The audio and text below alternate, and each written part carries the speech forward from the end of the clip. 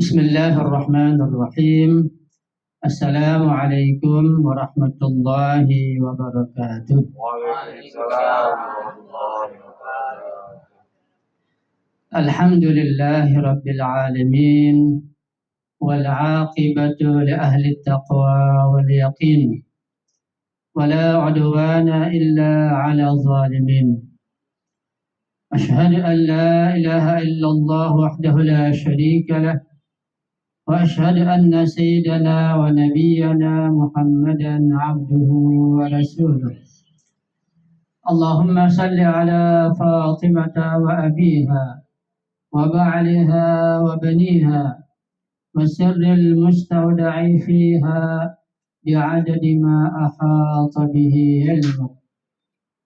رب اشرح لي صدري ويسر لي أمري wahlul 'uqdatam min lisani yafqahu qawli, amma ba'du.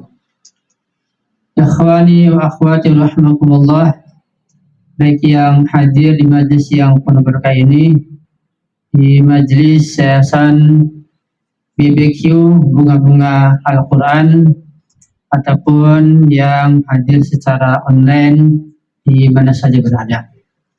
Mudah-mudahan kita semua senantiasa dapat perhatian dari Rasulullah, dari Ahlul Bait beliau, dan kita senantiasa dapat rahmat, maghfirah, ampunan, serta hidayah dari Allah Subhanahu wa Ta'ala sepanjang hayat kita. Alhamdulillah, syukurillah, pada malam yang mulia ini kita bisa berkumpul baik langsung maupun lewat udara untuk suatu acara yang penting buat kita. Pertama adalah kita merayakan wiladah atau milad, hari kelahiran Imam Abu kita, Imam Muhammad Al-Baqir alaihi salam. Kedua, kita akan membaca doa, insyaallah doa tawasul Syekh Tusi, di mana malam ini seperti biasa kita membaca doa tawasul tiap malam Rabu. Maka malam ini kita akan baca doa tawasul Syekh Tusi yang memang belum pernah atau jarang dibaca. Untuk mengambil keberkahan pada malam milad beliau alaihissalam ini, saya mencoba untuk menyampaikan sedikit biografi dari imam kita, Imam Muhammad Al-Baqir alaihissalam, untuk mengingat kembali secara singkat bahwa nama beliau adalah Muhammad, seperti nama kakeknya Rasulullah.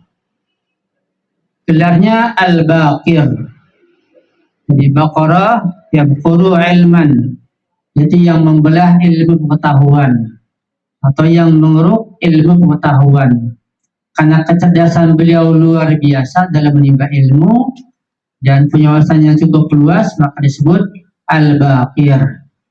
Walaupun semua imam masyhur tentu memiliki sifat-sifat tersebut, tetapi beliau dari sisi lebih menonjol sehingga disebut dengan Al-Baqir. Kunyah beliau Abu Ja'far, ya karena beliau punya anak Ja'far bin Muhammad Al-Baqir, Imam Ja'far As-Shadiq. Ya karena beliau adalah Imam Ali Zainal Abidin bin Husain bin Ali bin Abi Thalib alaihissalam. Ibu beliau bernama Fatimah binti Hasan. Jadi Imam Hasan memiliki putri yang bernama Fatimah, dinikahkan dengan Imam Ali Zainal Abidin, melahirkan Imam Muhammad Al-Baqir, sehingga nasab beliau langsung bersambung kepada ayah dan ibu Imam Ali dan Sayyidah Fatimah Zahra alaihissalam.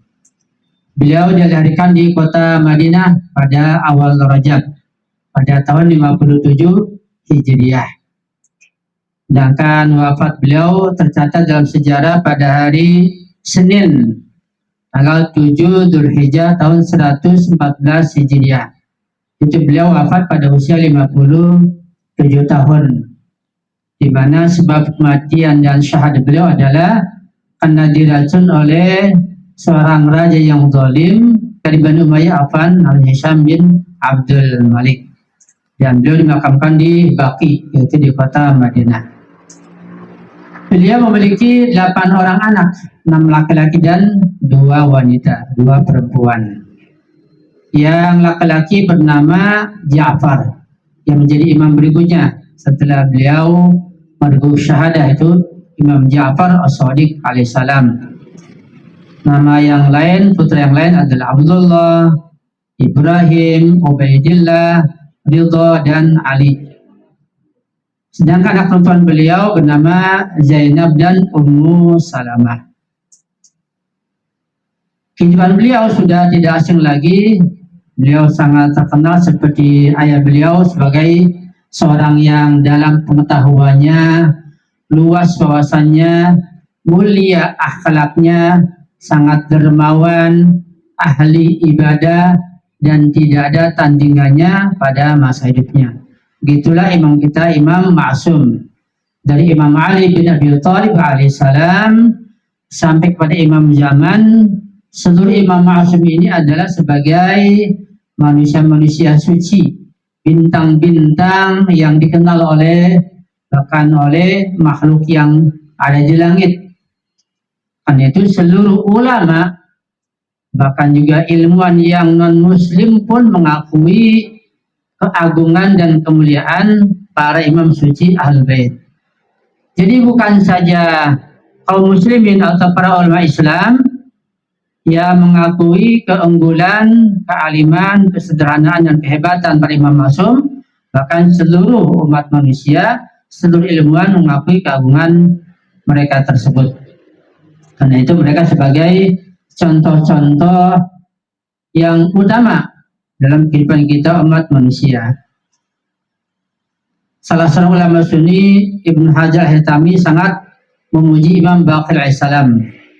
Dia mengatakan bahwa Imam Muhammad Al-Baqir alaihissalam adalah seseorang yang dapat menyingkapkan berbagai macam rahasia-rahasia ilmu, pengetahuan, dan hikmah-hikmah.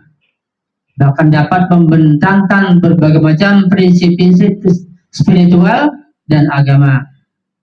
Kata beliau juga, tidak ada seorang pun yang dapat menyangkal keagungan kepribadian beliau yang sangat mulia itu. Dan beliau sangat mendalam dari sisi pengetahuan, kearifan, dan juga dari sisi ibadahnya. Semua mengakuinya. Itu pengakuan seorang ulama ahli sunnah wal jamaah.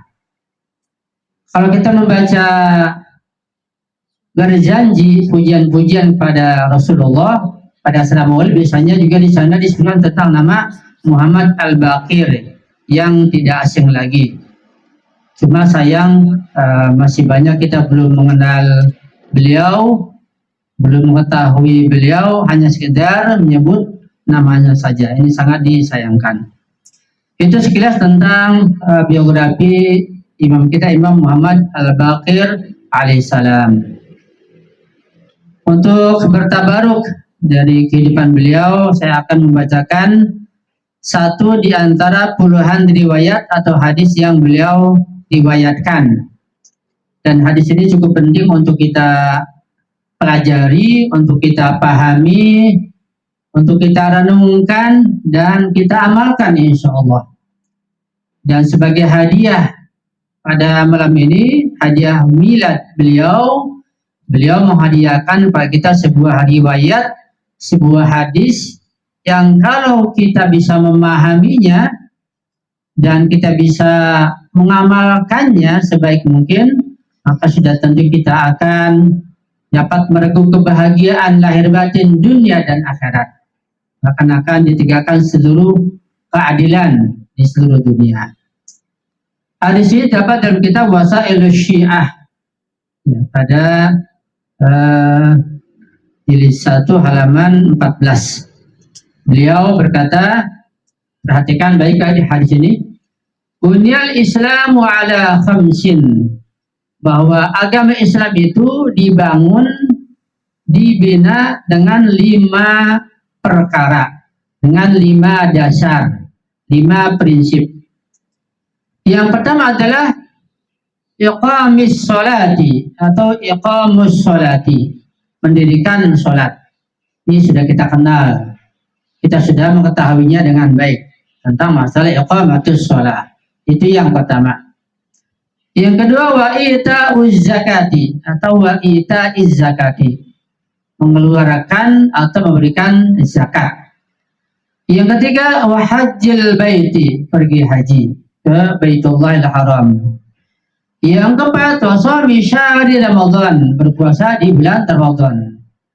Nah, 4 hal ini yang merupakan fondasi bangunan Islam sudah kita laksanakan dengan baik. Kita mengenalnya dengan baik. Dalam fikih dibahas secara detail. Semua muslimin sudah mengetahuinya, 4 perkara ini.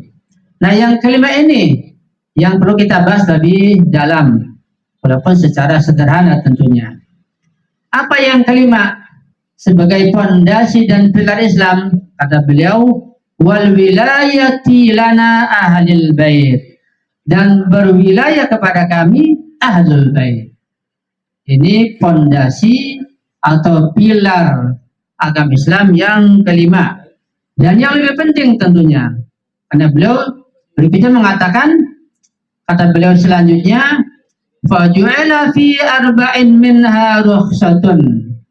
Sedangkan dalam 4 perkara tadi, dalam masalah sholat, di dalam zakat, di dalam haji, dalam puasa Ramadan, itu ada rukhsah, ada keringanan dari Allah Subhanahu wa Ta'ala. Dari yang berat bisa diringankan pada kondisi tertentu.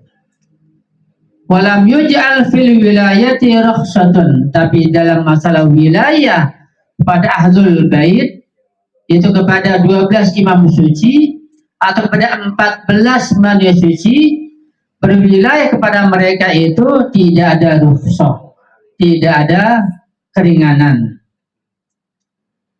Itu kata beliau. Malam yakun lahu malun lam takun alaihi zakah. Kalau masalah zakat ada keringanan. Bagaimana keringanannya? Orang yang tidak memiliki harta kekayaan tidak ada wajib zakat. Yang punya kekayaan pun dilihat ada syarat-syarat tertentu untuk mengeluarkan zakat. Sehingga kalau syaratnya tidak terpenuhi maka tidak wajib zakat.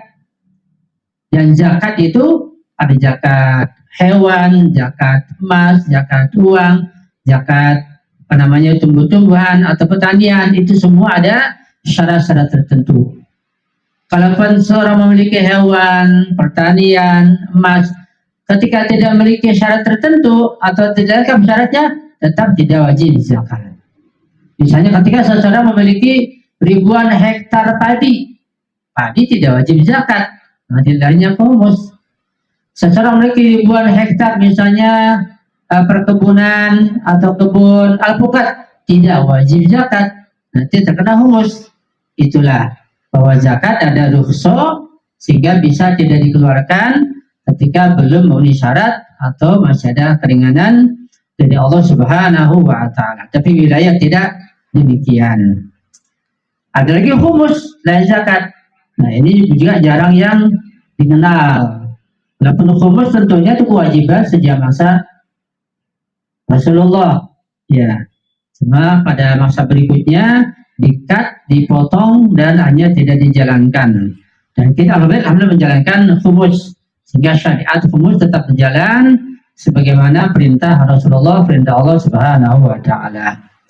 Wa man lam yakun lahu malun falaysa alaihi haqqun. Ya. Dan orang yang tidak falaysa alaihi hajjun, orang yang tidak memiliki harta tidak wajib haji. Ya, kan haji bagi yang mampu. Walillahi 'alan nasi hajjul baiti man istata'a ilaihi sabila. Haji bagi yang mampu, yang tidak mampu, bahkan sekalipun mampu punya harta tapi sudah tidak kuat lagi, sudah ada rukhsah, ada keringanan. Wa man kana maridun shalla qa'idan, barang siapa yang sedang sakit ketika sholat nggak bisa berdiri, sholatnya bisa duduk, berarti sholatnya ada rukhsah. Wa aftara syahr Ramadan, dan orang sakit boleh iftar, boleh berbuka dan makan minum pada bulan puasa kalau sakit.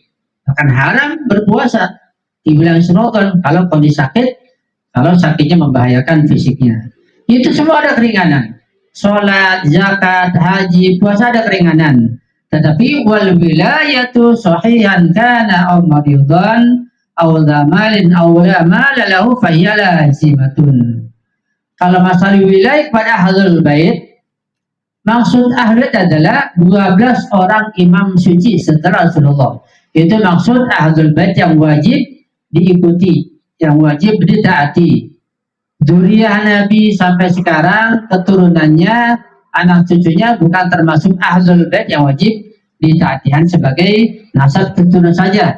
Tapi yang wajib ditaati, wajib diikuti. Wilayah dimaksud hadis ini adalah 12 orang imam masum setelah wafat Rasulullah. Kata beliau, baik yang sakit maupun yang sehat, yang fakir maupun yang kaya, lazim, wajib berwilayah kepada Ahlul Bait alaihi salam. Itu masalah wilayah. Ya. Bahkan ada sebuah hadis yang kita sering dengar, sangat terkenal. Hadis itu mutawatir dan bahkan di ahli sunnah juga mutawatir, cuma jarang dibaca atau dibahas oleh mereka. Yaitu taraktu fikum amrain lan tadhillu ma in tamassaktum bihima kitaballahi wa itrati ahli baiti. Aku tinggalkan dua perkara yang kalau kalian berpegang teguh pada dua hal ini tidak akan tersesat, tidak akan ada ikhtilaf, tidak akan ada ribut dan peperangan apalagi selama-lamanya. Yaitu Al-Quran dan keluargaku yang suci. Itu 12 orang imam. Maksud Yatra di sini juga Ahlul Bait di sini, yaitu 12 orang imam masuk, bukan dzurriyyah, bukan nabai, bukan sadat dari keturunan Rasulullah. Ya.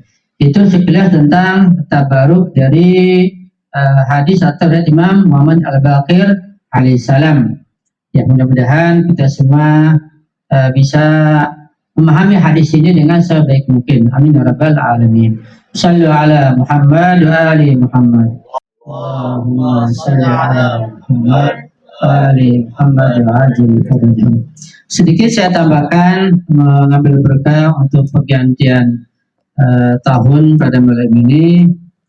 Saya mengutip sebuah ayat dari surat Ar-Ra'd ayat 11 dan saya ambil dari tafsir Al-Mizan jilid ke-11, yaitu tentang ayat yang berbunyi innallaha la yughayyiru ma biqaumin hatta yughayyiru ma bi anfusihim. Tentu secara sekilas saja. Ayat ini berada di tengah-tengah yang tentu saja pembahasannya berkaitan dengan ayat sebelumnya juga dengan ayat setelahnya. Ayat ini sering disampaikan dan sering dibahas. Yang sering disampaikan bahwa manusia itu harus merubah nasibnya kalau ingin berubah. Harus dengan ikhtiar dan usaha. Karena Allah tidak akan merubah nasib seseorang kalau manusia tidak berusaha, tidak berikhtiar untuk merubahnya. Itu singkat ayatnya seperti itu. Nah, pembahasannya bahwa perubahan itu bermacam-macam. Ya. Kalau perubahan terkait masalah penciptaan Allah, ada dua hal paling tidak. Ya, ada penciptaan Allah dua hal. Ada penciptaan Allah yang tidak akan berubah karena Allah telah menentukannya. Itu penciptaannya secara takwini. Ya. Kata Allah itu termasuk sunnatullah. Walan tajida li sunnatillahi tabdila. Walan tajida li sunnatillahi tahwila. Masalah sunnatullah, ketetapan Allah, termasuk hukum kausalitas, hukum sebab akibat, hukum ilat ma'lul tidak akan berubah selama-lamanya. Begitu pula berbagai keadaan dan bentuk makhluk Allah yang Allah ciptakan tidak akan berubah. Semua Allah ciptakan dengan bentuknya masing-masing. Bentuk matahari seperti itu, bentuk rembulan, bentuk bintang-bintang, bentuk lautan, ya hutan, hewan, kita manusia, dan lain sebagainya. Kita kenapa orang Indonesia, ya, kenapa di sana ada orang Arab, kenapa ini laki, kenapa itu perempuan, ini semua dari Allah dan tidak akan berubah. Kecuali ada hal-hal tertentu yang ada pembahasan tertentunya.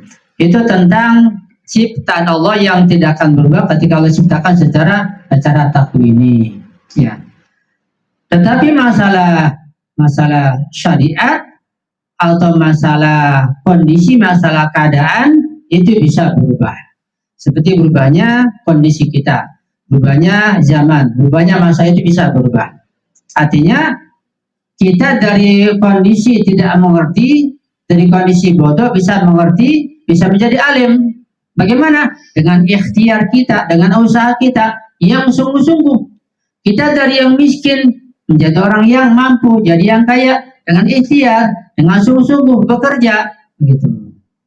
Di masalah keadaan kita, kondisi kita, Allah akan membantu merubahnya dan pasti akan dirubahnya sesuai dengan sunnahnya, hukum kausalitasnya, kalau kita sungguh-sungguh merubah diri kita. Kalau kita serius, ya.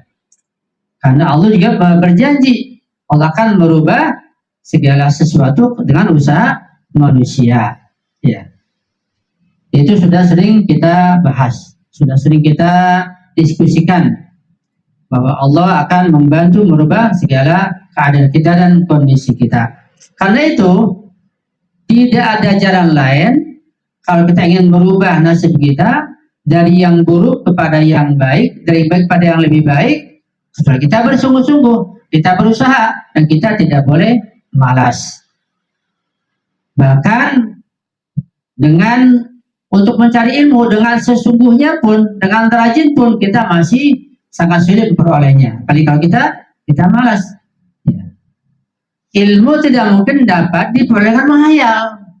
Ya, dengan bengong, dengan berharap, harus belajar. Karena itu kita di Ahadul Bait ini yang kita memiliki lautan ilmu, ilmu tafsirnya, ilmu fikihnya, ilmu filsafatnya, ilmu doanya, semuanya lautan. Ilmu ma'rifahnya, akidahnya, semuanya lautan. Kok kita malas-malas? Sangat disayangkan.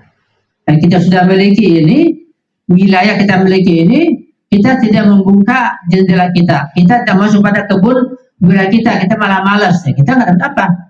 Karena wilayah Al-Bait bukan saja merek, tapi harus kita masuk ke dalam, kita mendalami, ya, kita betul-betul memperoleh keyakinan dengan wilayah ini. Ya. Ilmu tidak mungkin dapat diperoleh dengan menghayal, dengan bengong, dan tapi dengan sungguh-sungguh. Ada pepatah mengatakan seorang ulama, "Lau kana al-ilmu yudraku bil muna, maka yabqa fil bariyati jahilun." Kalau ilmu itu dapat diperoleh dengan menghayal, dengan berangan-angan, yabqa fil bariyati jahil. Tidak ada orang yang bodoh seorang pun. Menghayal pintar.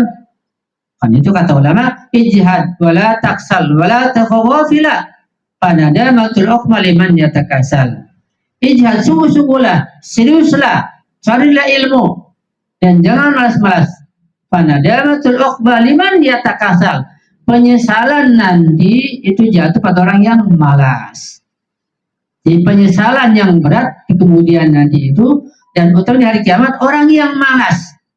Malas, penyesalan yang luar biasa. Dan penyesalan bagian daripada siksaan. Coba misalnya ketika antum dijanjikan akan dikasih hadiah, ya nanti malam, satu orang gak usah banyak-banyak, 5 juta saja, jam 3 sudah datang. Antum ketiduran, yang lain pada ngambil, antum menyesal enggak? Padahal cuma 5 juta, menyesal luar biasa. Itu baru uang. Gimana kalau ilmu nggak sungguh-sungguh? Kita harus sungguh-sungguh, serius baca ilmu, semampu mungkin, seikhlas mungkin, kerahkan semua kemampuan.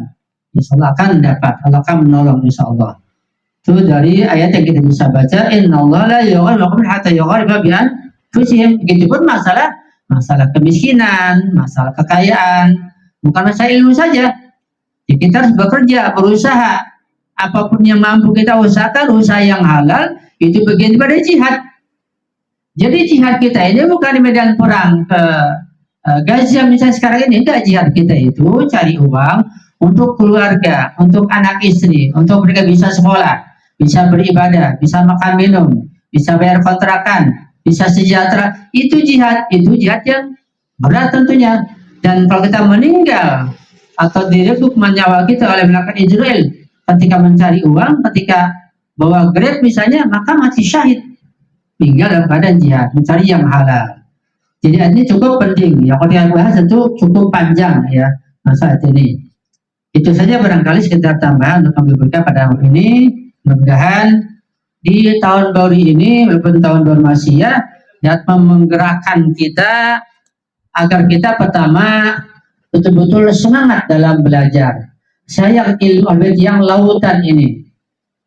Kalau kita tidak tahu, kita tidak mengerti, kita tidak membuka, ya kita tidak tahu. Kalau kita nggak tahu lautan, kita nggak pergi ke laut, ya kayaknya nggak tahu lautan itu seluas apa. Ya. Sebab kita tahu lautan, kita pergi ke laut. Kita hanya dengar saja ini lautan ilmu yang tidak ada pada agama lain, yang tidak ada pada mazhab yang lain. Lautan yang dalam luar biasa. Tapi kita diam saja, kita malas-malas. Ikut kajian online juga malas, offline apalagi.